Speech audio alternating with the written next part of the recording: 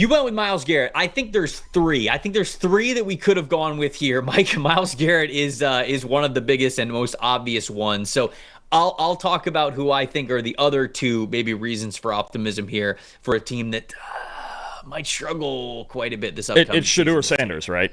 No Shedeur question. Sanders is actually one of the Oh, other wow. ones. You're not even messing with me. Okay. No, Oh, I go mean, for he it. has Okay. to be, right? Because you look at how he played in Colorado over the last 2 years, like whether he's the week one starter or not, he kind of has to be a reason for optimism, right? Because you clearly, I know you had him as QB1 in this past class. So even though I was a little bit lower on him, I thought he was more of, like a mid-day three type of a value quarterback. To get him in the fifth round, especially to the current quarterback situation that the Browns have, you are hoping that you get an absolute gem in Shedeur Sanders and that he's starting at some point and that he shows you starting caliber capabilities at the NFL level. So genuinely, like no trolling, he is one of the other reasons of optimism if he can gain that starting role for them. But you didn't go with Sanders. You ended up going with Myles Garrett. I'll tell you who the other one was after you kind of explain why you went with Garrett. Yeah, I mean, he's arguably the best defensive player in football, right? And anytime you just have number 95 out there, your front seven's going to be formidable. And you look at this team, they still led the league in run defense grade last year. I believe they were third in pass rush grade as a team. And Myles Garrett, when he's on the field,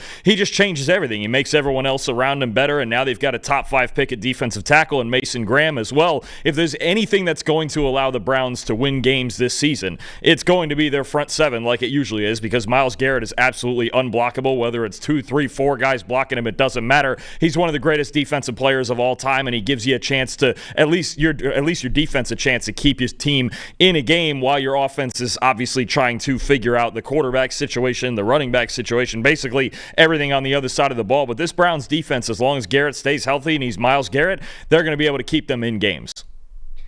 So the only other one that I was going to bring to the table is obviously Kevin Stefanski, right? Multi-coach of the year type of a guy. If there's anybody that can squeeze the most out of a roster that seems sort of in flux right now, you would hope that it would be a coach of the year candidate in Kevin Stefanski. So he is the third one there. I think your only choices for the Cleveland Browns is the dominance of Myles Garrett, the head coaching acumen of Kevin Stefanski, and then can Shedeur Sanders kind of save things for you at some point.